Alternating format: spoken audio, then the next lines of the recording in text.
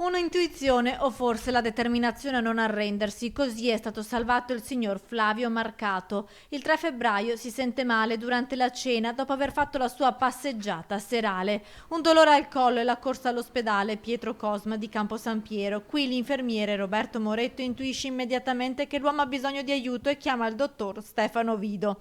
Nel frattempo il cuore si ferma, ma il signor Marcato viene rianimato e defibrillato. C'è un grave infarto in atto. Le terapie tradizionali non fanno effetto, il cuore si ferma ancora, circa 30 minuti di silenzio. A salvare il paziente sarà l'ultima carta possibile da giocare, una terapia che ha pochissimi precedenti, una trombolisi durante il massaggio cardiaco. I medici iniettano così un farmaco che scioglie i coaguli di sangue che si sono formati nelle coronarie e non si fermano mai con la rianimazione, altri 20 minuti di silenzio.